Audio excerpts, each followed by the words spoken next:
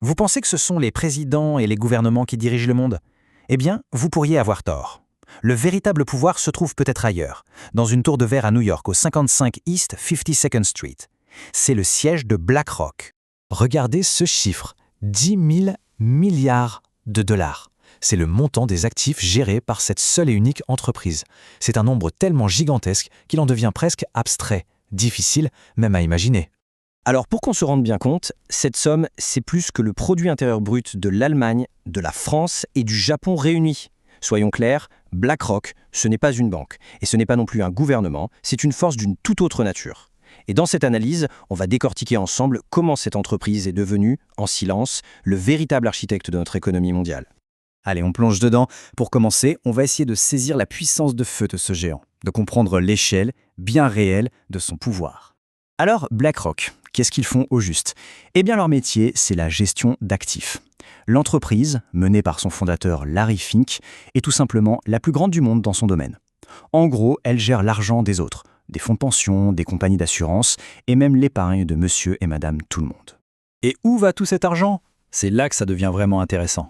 À travers ces différents fonds, BlackRock est l'un des plus gros actionnaires de la quasi-totalité des grandes entreprises que vous connaissez. Apple, Microsoft, les géants du pétrole, les labos pharmaceutiques, ils sont partout, absolument partout.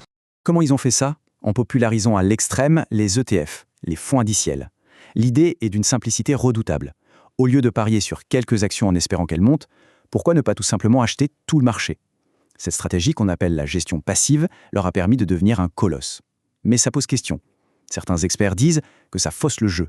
Si tout le monde achète tout sans distinction, le prix d'une action reflète-t-il encore vraiment la valeur d'une entreprise? Le point crucial, c'est que quand on possède des actions, on possède un droit de vote. Et lors des assemblées générales des entreprises, le vote de BlackRock pèse extrêmement lourd. Il peut faire et défaire un PDG, valider une fusion ou même imposer une politique environnementale. Leur influence est devenue un passage obligé. Mais attention, la puissance de BlackRock ne vient pas seulement de ses milliers de milliards. Non, sa véritable force, son arme secrète, c'est une technologie maison qui porte un nom de conte de fées, Aladdin. Aladdin, ce n'est pas juste un logiciel, c'est beaucoup plus que ça. C'est une sorte de système nerveux central pour la finance mondiale. Une intelligence artificielle subpuissante qui analyse en temps réel une quantité folle de données pour évaluer les risques financiers, à l'échelle de la planète entière. Et là, accrochez-vous bien, ce chiffre est encore plus dingue que le premier. Aladdin ne gère pas seulement les 10 000 milliards de BlackRock.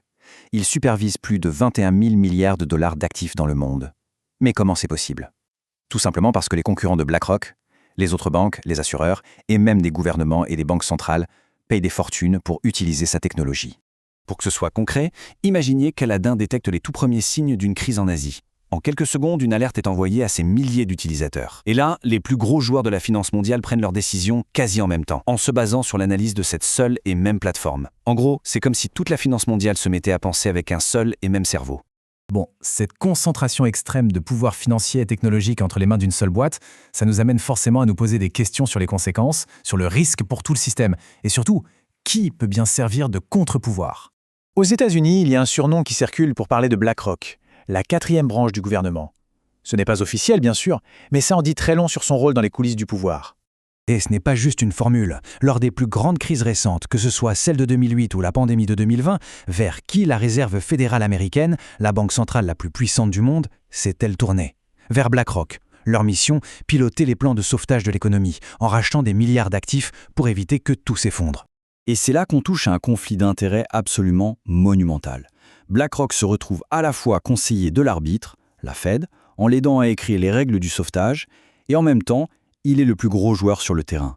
C'est un peu comme si l'entraîneur d'une équipe de foot avait le droit de rédiger le règlement du match avant de jouer. C'est une position incroyablement avantageuse. Et ne croyez pas que ce pouvoir est juste un truc abstrait qui se passe à Wall Street. Non, il a des conséquences très concrètes sur la vie des gens, en particulier dans un domaine qui nous touche tous, l'immobilier. Il y a une controverse qui monte de plus en plus, celle de l'achat massif de maisons individuelles par des fonds d'investissement.